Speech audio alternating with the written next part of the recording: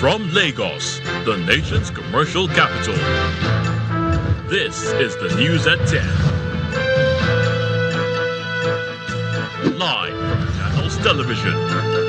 Reporting tonight, Laddie Williams.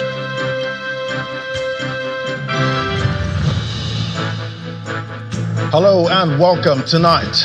Federal High Court in Abuja upholds ADC leadership under David Mark, dismisses Leke Abejide's suit. Federal government vows to sustain the offensive against criminal and terrorist networks. And Vice President Kashim Shettima calls for deeper regional integration to tackle West Africa's security and economic challenges. And 8 days after Venezuela's twin earthquakes, emergency workers pull out a survivor from beneath the wreckage, offering a rare moment of hope amid ongoing rescue and recovery efforts. On business news tonight, Nigeria Customs Service generates 3.35 trillion naira revenue in first 5 months of this year, driven by stronger trade facilitation and intensified border enforcement operations. On sports news tonight, President Bola Tinubu hosts send-off ceremony for Team Nigeria ahead of the 2026 Commonwealth Games in Glasgow, Scotland. From the nation's capital, Plateau State government rejects medical treatment request by suspect linked to Angwa Rukuba killings.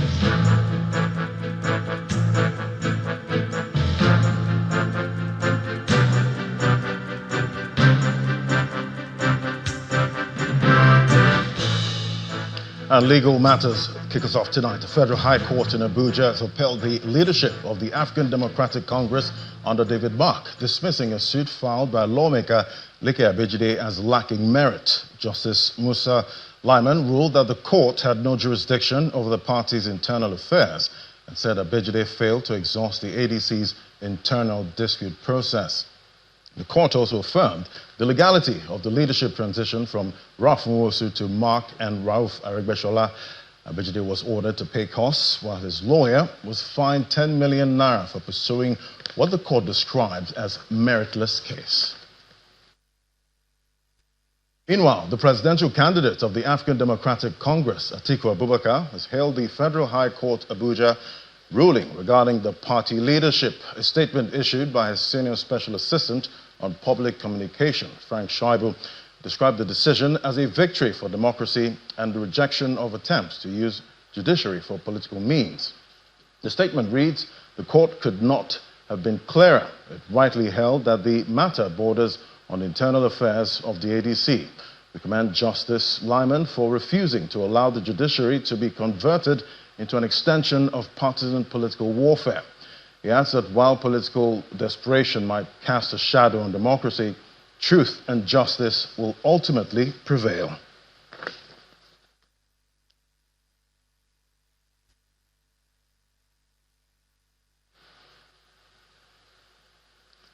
And Governor Diko Rada of Katsina State is promising to continue to ensure inclusive governance in the state. He made the promise during his endorsement by Non-Indigenous Association of Katsina State during the commissioning of the Non-Indigenous APC campaign office in the state capital. He described the gesture as a vote of confidence in the administration's commitment to national unity. The endorsement came during what members of the association pledged to mobilize support for the APC across the state's 34 local government areas.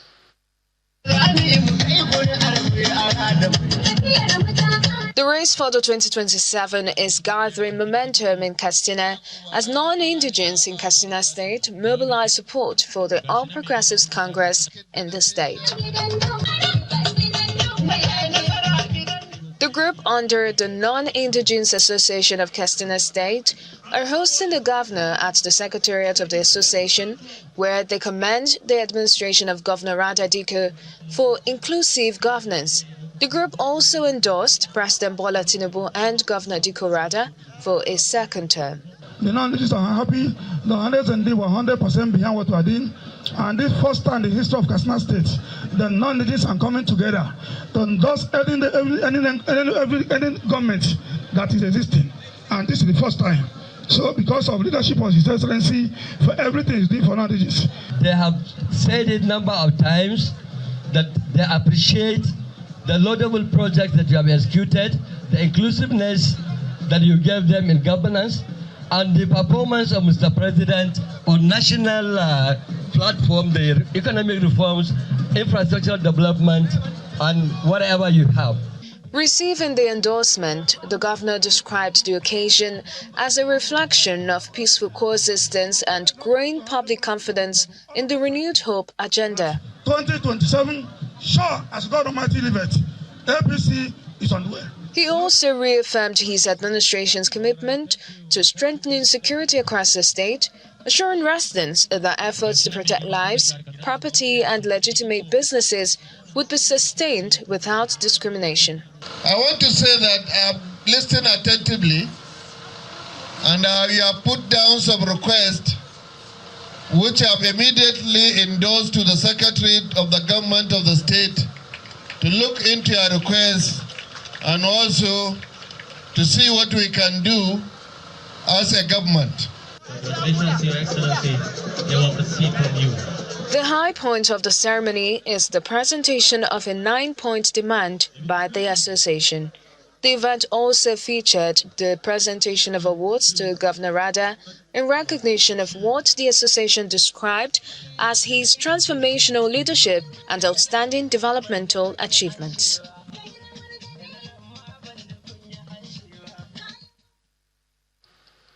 And in other developments, amid rising security challenges, the federal government is restating its commitment to intensify operations against criminal and terrorist networks nationwide in order to prevent dismantled groups from regrouping. Speaking in Abuja at a joint security press briefing of spokespersons of defense, security response and law enforcement agencies, the Director of Legal Services, Office of the National Security Advisor, Mr. Zachary Majinyawa, says the need for sustained collaboration by sister security agencies and community stakeholders to support rescue operations and the rehabilitation of victims is key to winning the war against insurgency. The revived joint security press briefing by spokespersons of defense, security, response and law enforcement agencies attracted critical stakeholders in Abuja. With the need to speak with one voice, the spokesperson reels out the achievements of their agencies as the Office of the National Security Advisor restates the federal government's determination to combat insecurity. Our operational achievements in the period under review states that the force arrested 4,145 suspects nationwide. The force also neutralized 254 armed holsters, rescued 855 kidnapped victims, recovered 6,265 firearms, as well as 22,685 rounds of assorted ammunition. So interestingly, since commencement of the program in October 2017, 10 phases have been conducted. And these 10 phases have resulted in the convictions of 1,721 terrorism-related offenses. Preparation for Nigeria's 2027 mutual evaluation, the NFIU is coordinating a comprehensive national risk assessment involving approximately 55 public and private key stakeholders. One after the other, the spokesperson reels out more statistics. When people are impacted by a situation, what the government will do is to provide support for them so that to assuage their situations. And that is what we have been doing. The Nigerian Mission Service will continue to modernize border management through deployment of advanced technology and critical infrastructure. Under the phase of our e-border solutions, surveillance masts equipped with 24-hour thermal and optical monitoring capabilities have been deployed across several border locations.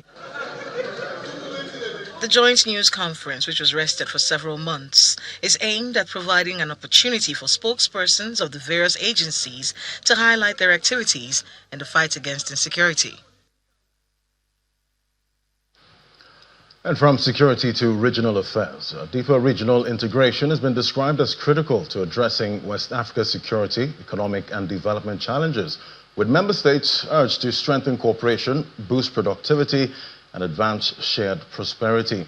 The call was made by Vice President Kashim Shettima at the commissioning of the new headquarters of the Economic Community of West African States, ECOWAS, in Abuja. He said the region must deepen industrialization, expand regional value chains, and create more opportunities for its growing youth population. Our correspondent Benny Ark reports. The airport rode like a giant monument. The Economic Community of West African States, ECOWAS, has commissioned its new permanent headquarters in Abuja, describing the facility as a major step towards strengthening regional integration and economic cooperation. Your Excellencies. This ceremony is attended by President Julius Maada Bio of Sierra Leone, who is the chairman of the ECOWAS Authority of Heads of State and Government, Vice President Kashim Shettima, representing President Bola Tinubu, President of the ECOWAS Commission, Mr. Omar Toure, and other dignitaries. The China-funded complex brings the Commission's operations under one roof and is expected to improve efficiency while supporting the organization's growing responsibilities across West Africa. Your Excellencies, this headquarters stands not merely as an architectural achievement, but as a powerful symbol of collective determination to deepen regional integration, strengthen institutional efficiency, and advance the shared prosperity of our people. This modern architectural marvel, hailed as the eye of West Africa, stands as a flagship project under the framework of the Forum on China-Africa Cooperation, or FORCAC. The chairman of the ECOWAS Authority of Heads of State and Government, President Julius Maada Bio of Sierra Leone, believes the structure represents a renewed commitment to the people of West Africa and the values of regional unity and cooperation. History does not remember generations for the buildings that they construct. It remembers the institutions that are strengthened, the values that they upheld, and the lives that are transformed. This new headquarters building is therefore the permanent home of our shared vision, collective ambition, and enduring commitment to regional integration and prosperity. Vice President Kashim Shettima urges the regional bloc to prioritize industrialization, infrastructure, innovation, and job creation, adding that the region's future depends on stronger cooperation and greater economic productivity. The next phase of our integration must therefore carry us beyond aspirations into action. The hour has come to transform our regional market into a regional production base. We must deepen our industrialization, fortify our regional value chains, expand our intra-regional trade, and open the doors of innovation, manufacturing, and investment to our young people. The new headquarters is expected to strengthen the work of ECOWAS, advance regional cooperation, and reinforce the partnership between West Africa, Nigeria, and the People's Republic of China. Benny Ark, Channels Television News. And in part two, after the breaks, stakeholders gather in Lagos for the public presentation of the 3CI Leadership Mentorship Community, an initiative of Dr. Feinwa Nwakwesi. Join us again.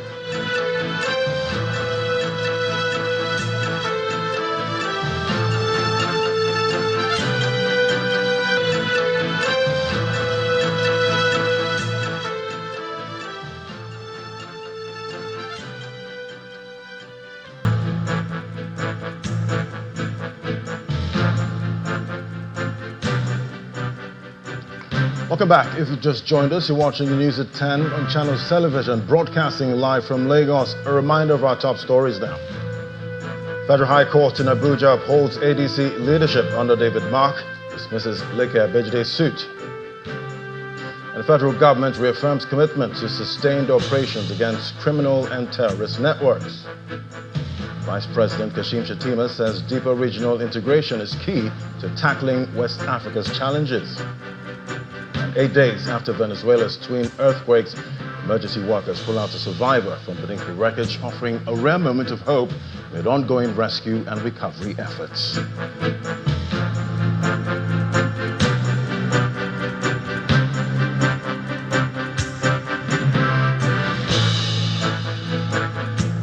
To other matters now is a triple celebration as stakeholders from across the country gather for the public presentation of the 3CI Leadership Mentorship Community, the unveiling of the Growth Mindset and Integrative Lifestyle book series, and the 73rd birthday celebration of its founder, Dr. Ifeanyi Nwakwesi.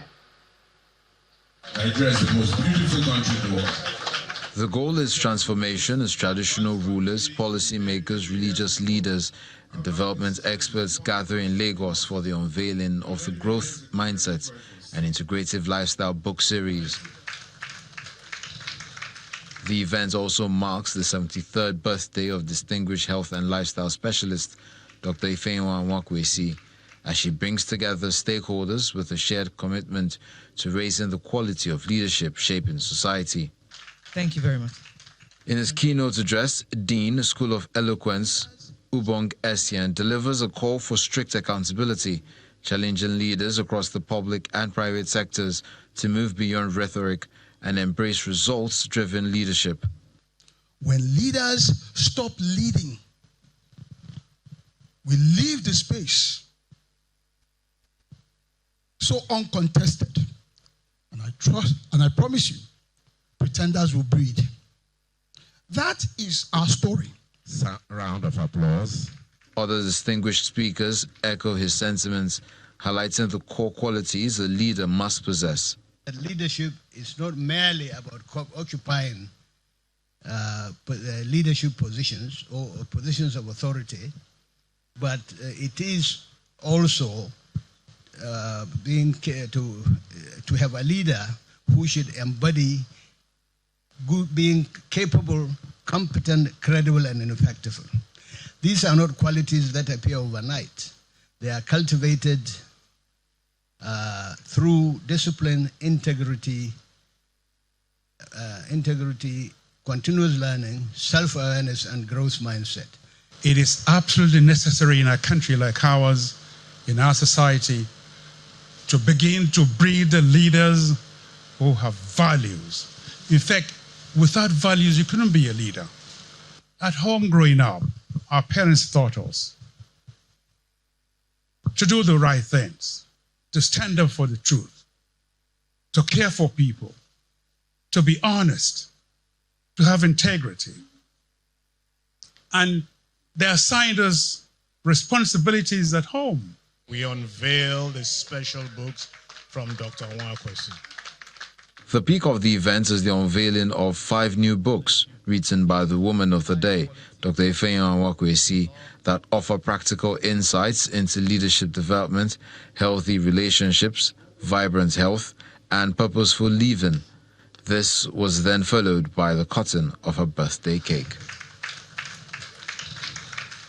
According to her, the 3CI Leadership Mentorship Community is designed to help close these gaps through structured training programs aimed at raising a new generation of capable, competent, credible, and impactful leaders. That's my purpose and passion.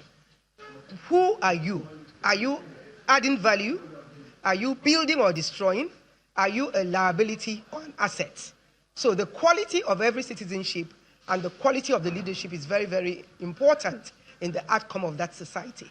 And I thought it would be nice to partner with a lot of other leader mentors and hold the hands of those who are still in the journey of life to become mentees, to learn, interact, grow, and lead. Beyond the celebrations, the gathering marks the launch of a movement that seeks to inspire personal growth, responsible leadership, and lasting impact across communities. All right, let's get more stories tonight. Now, from our Abuja studio, we have Gloria with the details. Hello, Gloria.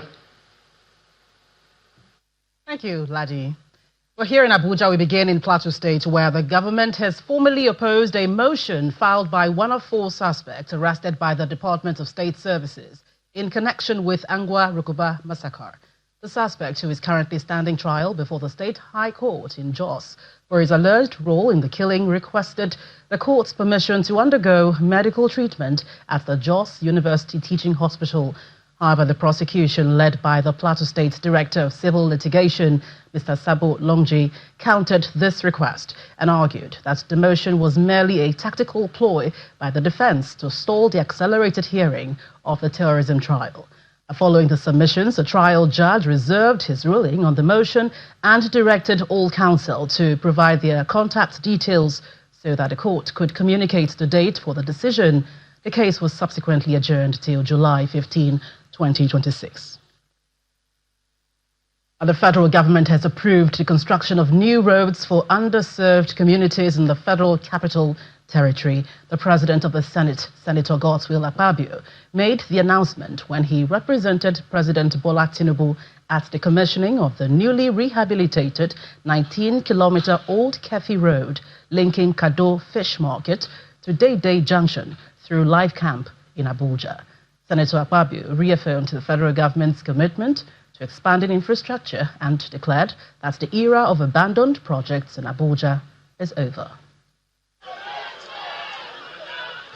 The 17th day of project commissioning by the FCT administration features the newly rehabilitated Old Kefi Road, linking the Kado Fish Market to Day, which hosts a major building material market in the nation's capital. Rehabilitation of the Old Kefi. The event is attended by dignitaries, including the Senate President, Senator Godswill Akpabio, and the FCT administration led by the Minister, Mr. Yinsom Woke. The 19th kilometer road links several rural communities within the Abuja Municipal Area Council. By formally opening this development, His Excellency has not only given life to the aspiration of the people of both Kado and Dede, but also reinforced the federal government's resolve to deliver sustainable infrastructure that improves livelihood and unlock economic opportunities. The minister also announced the immediate construction of the Kaba-Kagini-Zudna Road after residents displayed banners highlighting the poor condition of roads in their communities. Here again, the community or those who carry on their business have always cried that the old market road, the old Kefi road, they whatever they call it, that they want that road to be done.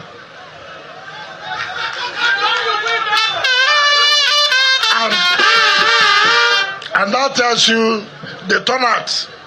All these people you see here are those who reside here and carry out their businesses in this old Kefi road.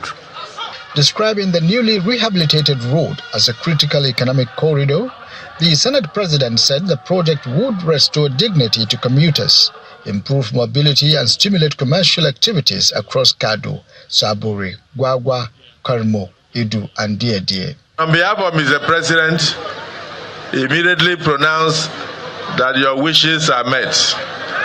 So let me congratulate you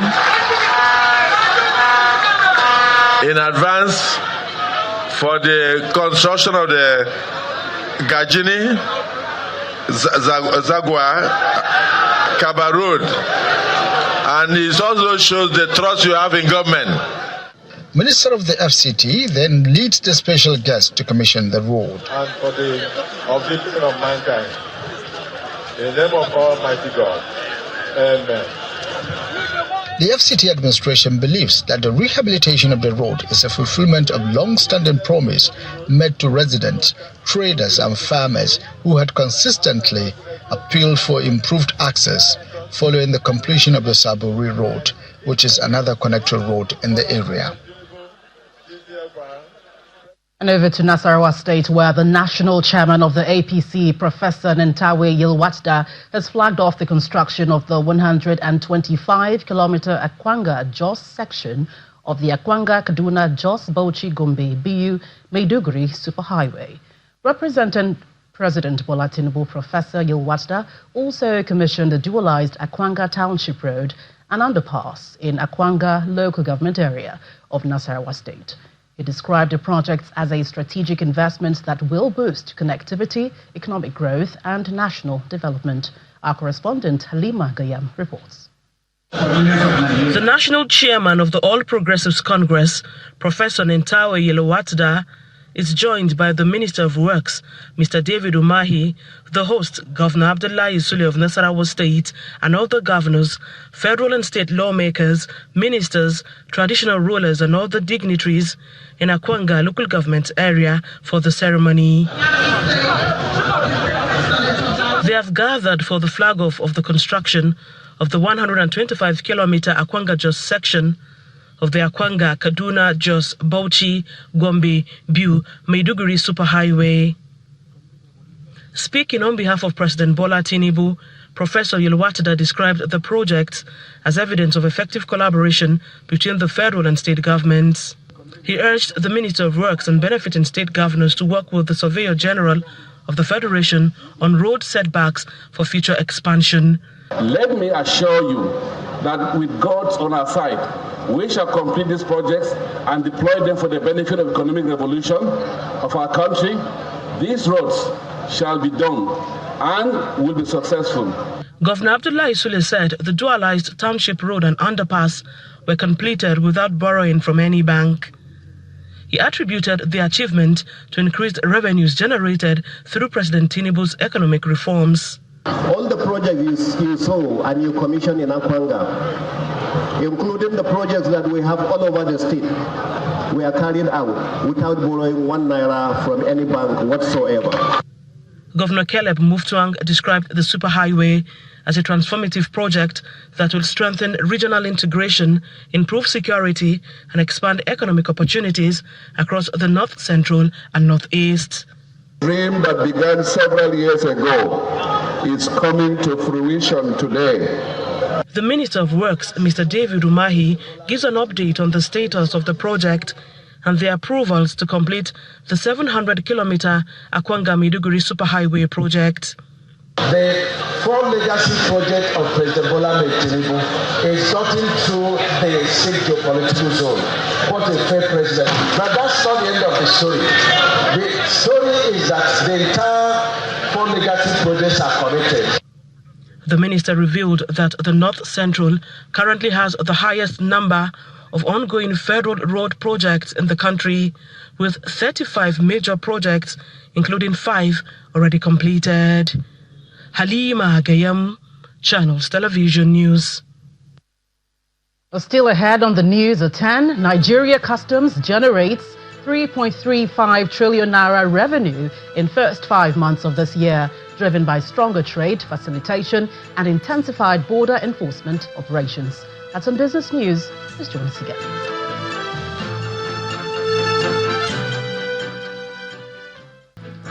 All right, to company news now. 7 of Nigeria's brightest undergraduates have been honored in Lagos at the Made in Right Foods National Academic Excellence Award. In partnership with JAM, Right Foods committed 35 million naira to the recipients to support their university education.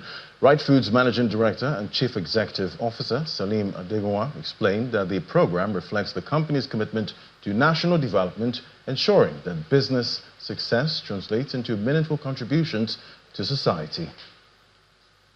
Thank you very much for being here. With attendance cutting across stakeholders in the education sector, Right Foods Limited officially launches its National Academic Excellence Award based on exceptional performances in both the 2025 Unified Tertiary Matriculation Examination (UTME) and post-UTME screening exercises. The CSL initiative celebrates merit, inspires excellence, and underscores the role of private sector support in education. This initiative reflects our confidence in the capacity of Nigerian youths to compete globally and lead transformation of our nation. This award comes with mentorship opportunities by the leadership team of Right Foods Limited, as well as opportunities for internship during your undergraduate studies. This is to give you industry experience, so you're not just an academic. You also have the industry experience to prepare you for real life after school. I encourage you to make the most of this opportunity. For the first time, JAMB is publicly partnering on a private sector-led academic award. Professor Isha Koloyede commends Rice Food for adopting a more holistic approach in recognizing the best performing students. What is unique about that of Rice Food? What is right about them was that they were looking for the meat, the kernel of it. They are talking about matriculated students. Because there are many people with high score who are not admitted. I congratulate Rice Food because it shows the quality of the management. It also shows the quality of your thought. It shows that you are doing your own things differently and you are doing it rightly. The Minister of Education, represented by Special Advisor, also applauds the initiative. Education transformation requires strong partnership with the private sector. Today's event exemplifies exactly the kind of collaboration Nigeria needs. The inaugural edition honors 6 outstanding matriculated university students representing all 6 geopolitical zones, receiving 5 million naira each, alongside a special recognition for a high-achieving student living with a disability. It's a really great thing Rice Food has done, and it's a really great thing that's happening in the country right now. I'm deeply honored to have received this award and to be recognized for this. My advice is just for other undergraduates to keep working hard and keep studying and keep praying. The award not only inspires young Nigerians to strive for distinction in their academic pursuits, it also establishes a new benchmark for celebrating merit, fostering inclusion, and driving national development. And in a related development, the Nigeria Higher Education Foundation, in partnership with the Federal Ministry of Education, has concluded the NHEF University Advancement Program workshop in Lagos, aimed at strengthening institutional advancement across Nigeria's federal universities. The capacity building program equipped university representatives with practical skills in fundraising, alumni engagement, donor relations, and partnership development to enhance the sustainability and global competitiveness of the nation's higher education institutions. Beyond government funding, Nigeria's federal universities are embracing new strategies to secure their future. The Nigeria Higher Education Foundation, in partnership with the Federal Ministry of Education, has concluded its University Advancement Program workshop in Lagos. Executive Director of the NHEF University Advancement Program urged participants to strengthen alumni engagement and fundraising, describing resource mobilization as essential for university sustainability. We want to have increased support for our institutions, so I would like them to remember that we highlighted relationship building, whether we are talking about advancement in general, or whether we are talking about fundraising, or whether we are talking about alumni relations, that we remember that fundraising should result from relationship building for it to be sustainable. On his part, the chairman of the Nigeria Higher Education Foundation said universities must build stronger partnerships and diversify funding sources to ensure long-term sustainability. The primary source of funding for Nigerian universities currently is the government, whereas Nigerian universities can replicate what global best practices are, which is alumni funding and creation of endowments at various universities.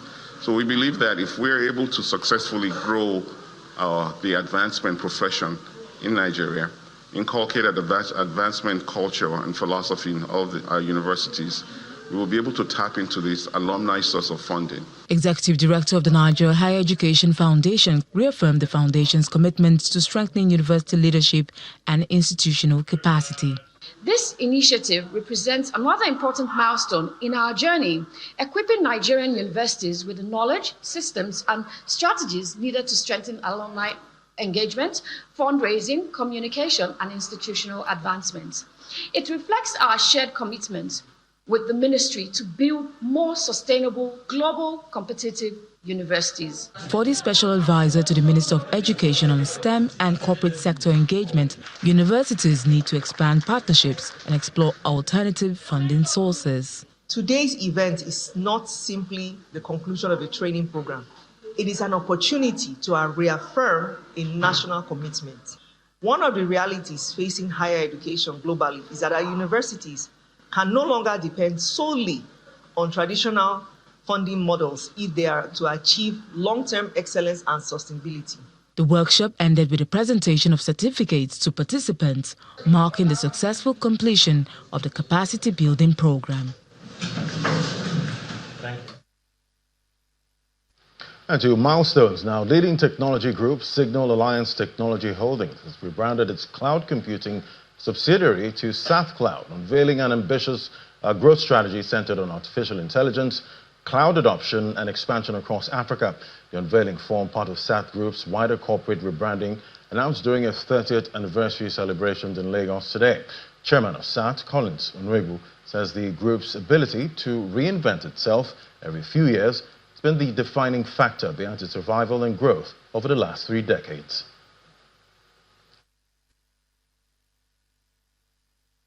Leading technology firm Signal Alliance Technology Holdings SAT is marking its 30th anniversary with a bold rebranding and expansion strategy aimed at strengthening its position in Africa's rapidly evolving digital economy.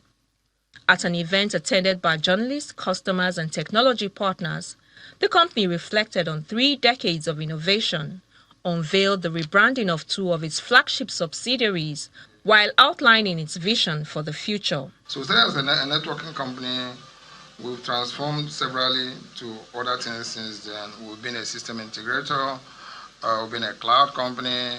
Today we want to be seen as an AI era company because the world is being driven by AI. As you noticed, we've done a kind of rebranding today, changing the names of the company, again to react to the times. The company's cloud business has been rebranded from CloudSat to SAT Cloud.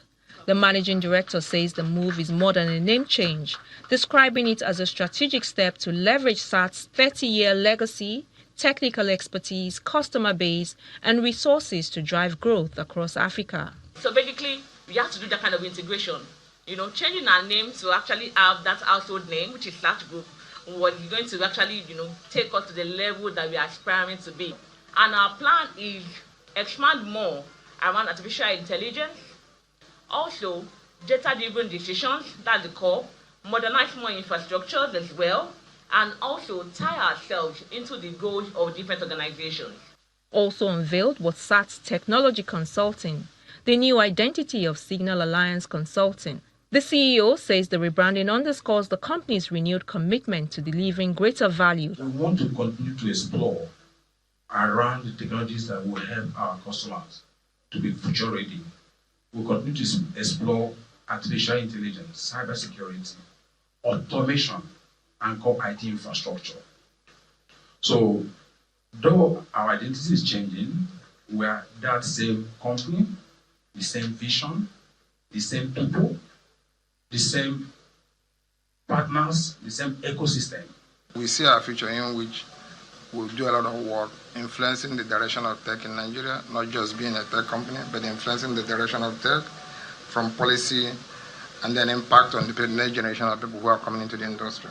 Looking ahead, the company says it plans to deepen its presence across Africa while remaining proudly Nigerian, with a stronger focus on artificial intelligence, technology policy, entrepreneurship, and developing the next generation of digital talents. All right, let's get a check on the markets now with Dominic Iwiwu.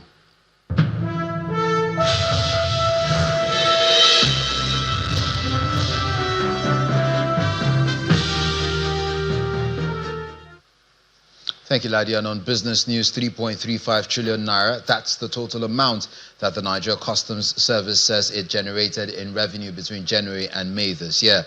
The revenue performance was disclosed today by the Assistant Comptroller of Customs, Titus Omajali, during the presentation of the operational achievements of the NCS within the 5-month period. According to him, the sharp increase was accompanied by a significant rise in export container traffic, with throughput more than doubling from 2,847 containers in March to 6,144 containers in April, signaling increased participation by exporters and stronger trade activities.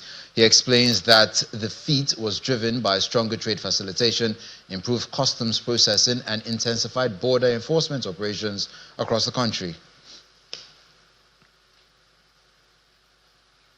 Now, Alert Microfinance Bank has introduced Gold Box, a digital savings and investment platform designed to deepen financial inclusion and promote a stronger savings culture among Nigerians. The platform was unveiled at a media briefing in Lagos, where industry stakeholders gathered for its official launch. Speaking at the event's Group Chief Executive Officer of Alert Group, Kazim Olarinwaju, described Gold Box as the outcome of nearly 2 years of research, planning, and innovation.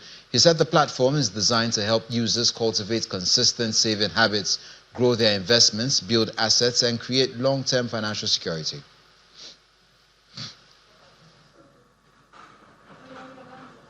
A new wave in Nigeria's digital finance space has emerged as Alert Microfinance Bank, under the Alert Group, officially launches Gold Box, a cutting-edge savings and investment app designed to deliver seamless financial services to Nigerians. Positioned as a product of deep strategic innovation, Goldbox aims to reshape financial habits by helping their customers move out of poverty, offering real-time, daily interest accrual on savings and investments. The group started as Alert Microfinance Bank in 2013. We set out to make a change in the financial landscape of Nigeria. And it's in the furtherance of that we decided to put together an app that we feel will benefit the whole of Nigeria, an app that we think is going to change the savings culture, an app that we think is going to help people build assets and take many out of poverty. The managing director expresses appreciation to the central bank and relevant regulators for approving and licensing the platform. I want to also use this medium to appreciate our regulators, particularly the Central Bank of Nigeria, for the recent recognition and award of a national license, which has given us more opportunity to expand our network. The company's chief technology officer reassures users of strong digital protection. We have trained engineers and also advanced technology tools that also monitors the platform and systems alert our people taking action. So that gives us the comfort that any money or any investment you make on Goldbox is totally secure. Alert Group projects that Goldbox will onboard at least 500,000 users and generate over 5 billion naira in deposits within its first year, as it pushes to deepen financial inclusion and expand digital banking access across Nigeria. Users can download Goldbox app directly from the Google Play Store to get started. Goldbox savings, Goldbox, the best gold. And now to the domestic equities market, where sell-offs erased more than 877.9 billion naira in the total value of listed companies as the local bourse extends its losing streak into the second day of July. Inijo Mekwa tells us more.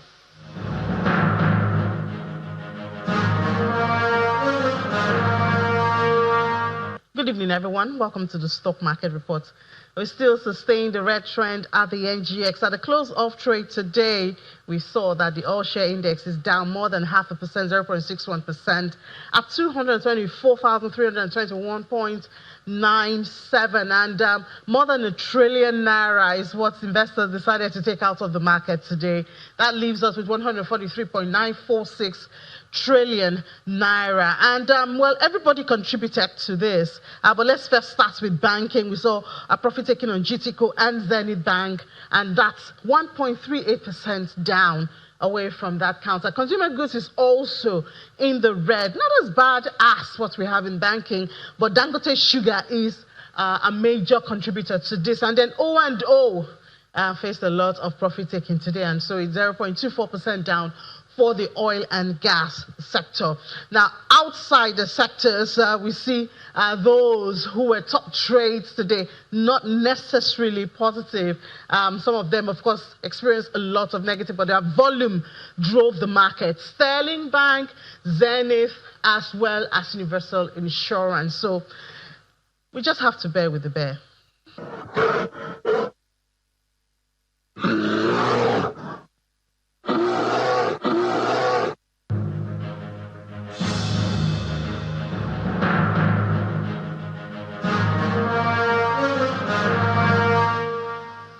Now let's take a look at some snapshots of major global stock markets closing numbers.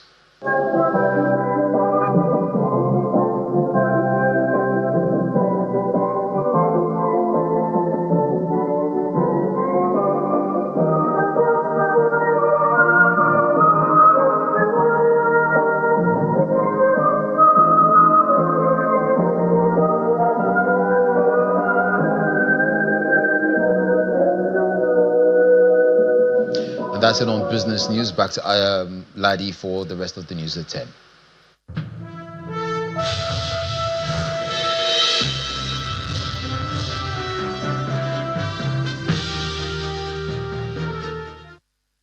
All right, thanks, Dominic. Well, 2 stories out on our shores now. A man has been rescued alive after being trapped for 8 days in the rubble of a building that collapsed following twin earthquakes in Venezuela.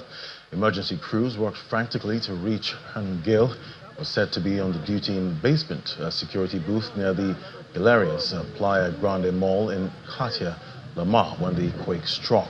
Here's Simon Pusey from our London studio with more international news and around the world in 5.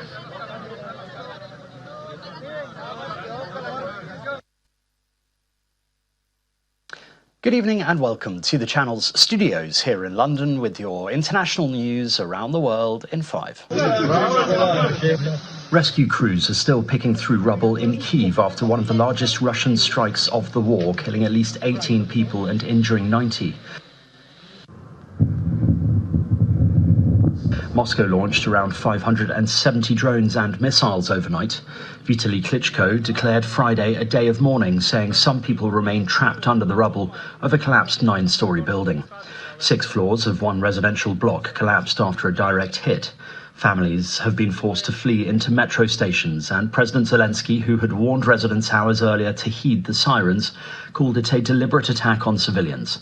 Moscow said its forces hit what they called military plants in retaliation against attacks on Russian civilian infrastructure. President Trump says he will not renew the USMCA, the North American trade agreement he himself signed back in 2018. Scrapping the pact removes one of the pillars of stability between the United States, Canada and Mexico, and businesses on all 3 sides of the border are now bracing for fresh tariffs and uncertainty. I said to Boeing, what's the best one? They said this is the best plane ever built. The announcement came as the president showed off the new Air Force One on its inaugural flight. German prosecutors have filed charges against a Ukrainian national over the blowing up of the Nord Stream pipelines under the Baltic Sea in 2022.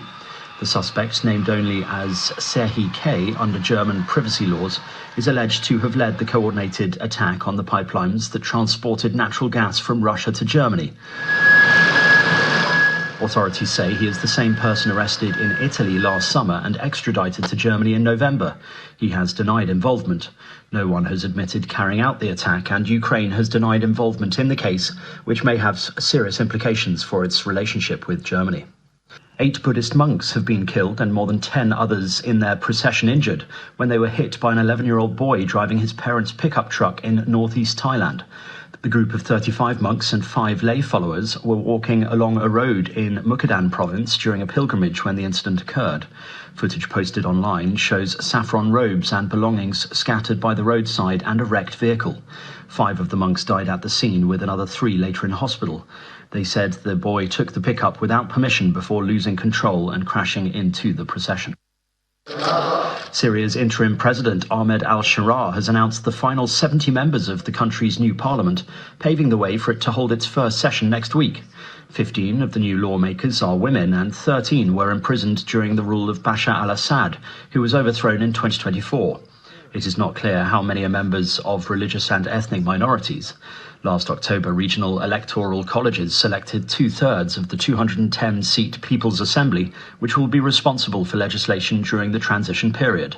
Only 6 seats were won by women and 10 by minority candidates. Chinese authorities say the pilot who crashed his small plane into Beijing's tallest skyscraper last week was suffering from chronic insomnia and anxiety, and did so for personal reasons. The crash that killed the pilot, officially identified only by his surname Liu, and wounded 13 others. Local governments said Liu, a 66-year-old Beijing resident, had a diary containing multiple expressions of ending his life. Videos of the crash at the CITIC tower had been widely circulated on social media before being scrubbed off the Chinese internet, as authorities investigated what many observers viewed as a huge security breach. We don't know the intention of these people. And a couple have been taken into custody after climbing to the very top of New York City's Empire State Building before apparently getting engaged. Russian nationals Angela Nikolou and Ivan Birkus unfurled a large banner at the tip of the skyscraper's needle that read, "When the power of love beats, the love of power, the world knows peace." Birkus got down on one knee and seemed to propose to Nikolou, presenting a ring. Oh, dear God, Kira. This guy is getting down on a knee, perhaps proposing to this individual? Oh, my gosh. Oh, my gosh. Aaron, I think that's exactly what could be happening. They were on top of the building for at least 10 minutes. The couple, who have performed similar stunts around the world, are the subjects of a 2024 documentary. If it's a proposal, it's an elaborate one, and I hope she said yes. And that's your international news around the world in 5. Now back to the channel's studios in Lagos. Thank you, Simon. Welcome to Sports News. President Bola Tinubu has held a send-off ceremony for Team Nigeria contingent to the 2026 Commonwealth Games in Glasgow, Scotland, ahead of their departure to Aberdeen tomorrow. The president was represented by his Chief of Staff, Femi Gbajabiamila, at the presidential villa in Abuja earlier today. Charges the country's athletes to be good ambassadors and surpass their performance at the 2022 Games in Birmingham, where the country emerged as the highest-ranked African nation on the medals table. And Nigeria's D Tigers rolled to a commanding 84-81 commanding victory over Tunisia in the second window of the FIBA basketball qualifier in Luanda, Angola earlier today. In November last year, Tunisia overcame Nigeria 88-78 in overtime on home soil in the first round of Group C. However, their rematch in the Angola capital marked a new beginning for Nigeria under new coach David Fitzdale.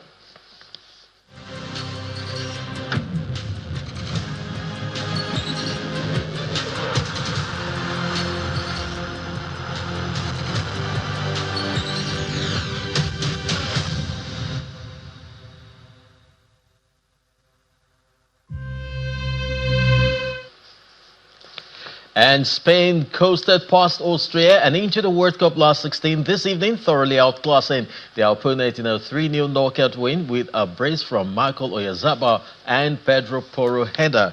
The European champions controlled possession and sliced through the Austrian defense in a typically dominant performance in Los Angeles.